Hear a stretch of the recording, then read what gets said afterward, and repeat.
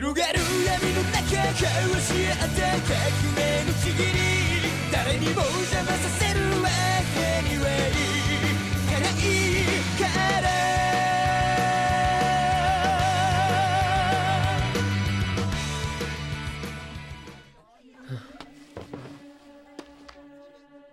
Follow the teachings of God and receive his blessings, and so it shall be, that the seas will again become bountiful, and the raging storms will subside. That's not even close to the right place, is it?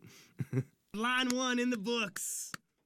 Yes! Okay, take a break? We're on the Let's just call it. Yeah, I think we've done a pretty good day. It's day 1.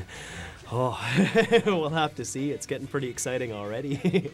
A lot of the tough scenes, I think, are in these first few episodes, so I'm glad to see that they're working out really well. We're hitting the ground running. We're getting some really good stuff.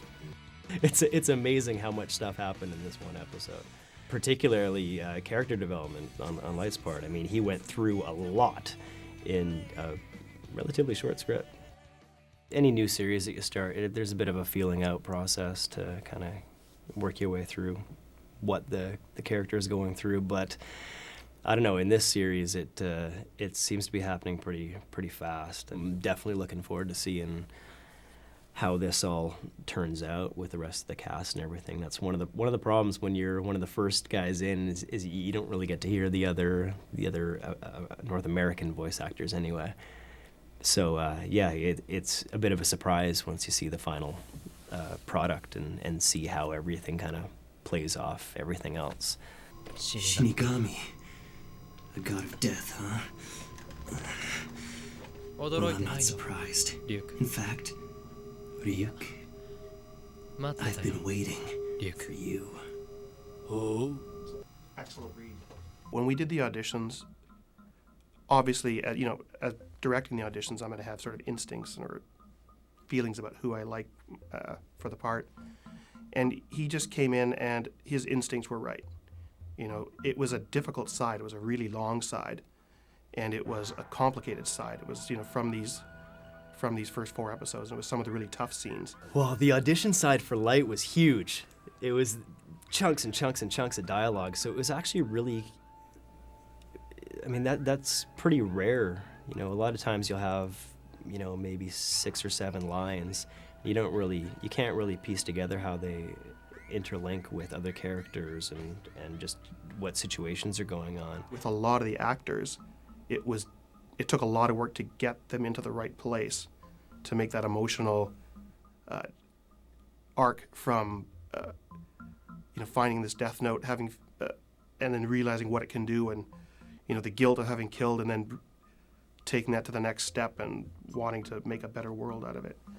And his instincts were just right. He got it, so that really impressed me. You could see a huge range of emotions that the character was going through right in the audition, which is really nice. I knew, my first impressions were, I want this role.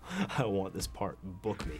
Book me right now. Don't let me go home. Just book me right now. One of Brad's real talents is being able to just make it sound natural.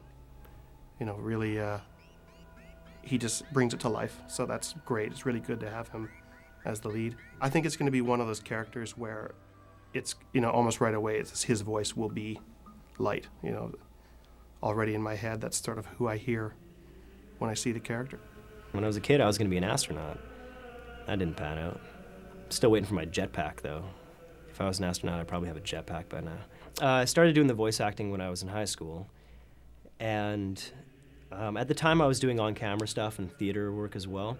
I've been directing for about 12, 13 years, I think. Good 12, 13 years. I came out of film school originally, and then I started out engineering. And sort of really by more accident and happenstance, sort of started drifting into directing, taking over here and there, and then I don't remember exactly when, but just became full-time director. Brad Swale, I've worked with for a long time. In fact, he's been doing this longer than I have. I think I don't know how old he was, but he started out as a kid. My very first voice acting gig, and that was in '92. And it's now 2007. So yeah, I've been doing this for quite a while. A lot of the characters that I play in various series are, you know, young guy kind of thrust into extraordinary circumstances. You know, I don't get cast as villains very often. My very first cartoon was My Little Ponytails, and I was the bad pony. But that's as far as like My Little Ponies go, you know. So I'm not sure really exactly how bad they are.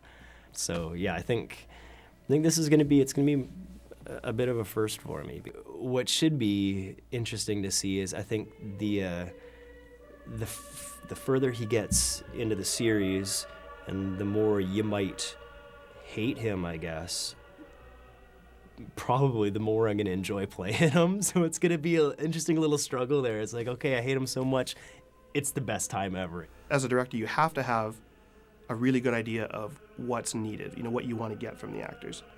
So you have to be really familiar with the show and basically have a read in your head that you want to hear.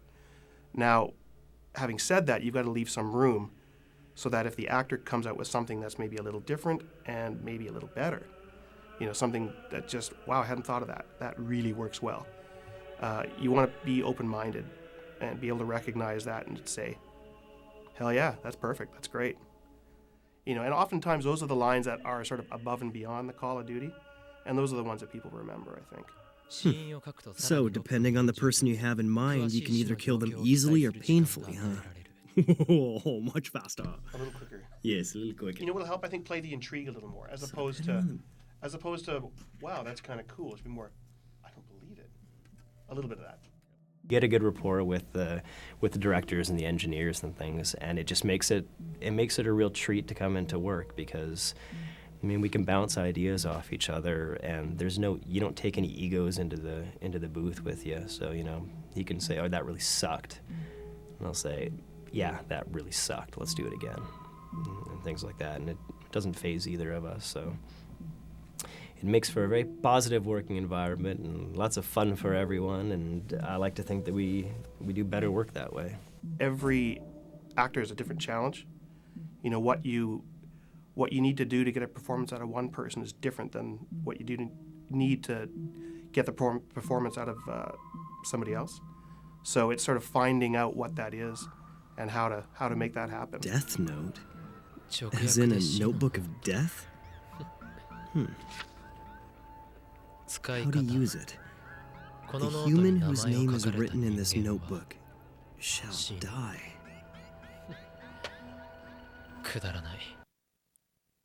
You know, just a shade more surprise on the shall Okay. die. You're almost there. Can I maybe get that at the end of it too then? Because it's going to sound a little low-key. Okay. He's done so much of it that the actual mechanics of ADR, you know, fitting the flaps, knowing how to adjust his read, it's second nature, so he's not really thinking about that. And I think that's really that's the secret to it, is getting beyond that part of it, that you're not struggling and you can concentrate on the artistic side of it. The more experience you have working there, the more comfortable you're going to feel. And I like to think that shows in the performances. I mean, it's an amazing looking show. It's got a, you know, cool cast of characters, and it's a really interesting idea. And yeah, no, it doesn't surprise me that it's become popular. It's complex. And not just complex, but the concepts are cleverly portrayed, I find. It's a really interesting show. And I think that's really what sets it apart. It's a really, how would I put it? Just a interesting, complex show to watch. It draws you in. You know, you really, you got to keep watching. He doesn't really seem too fearful. All these crazy events are happening to him right from the get-go. And instead of him freaking out and panicking and doing all that kind of nonsense, he's more calculating in how he's going to take these events and kind of twist them in his favor. And I think there's going to be an obvious struggle between his morality and his sense of right and wrong and what he figures he's accomplishing by using the Death Note. And I think it could be tough down the road to kind of keep that in check. We don't want him to seem like a total monster, right? But at the same time, you know, absolute power corrupts absolutely. I think that's how it goes, and I guarantee it's going to happen to our friend Light here. So yeah, I mean, it's something that I think most of us would,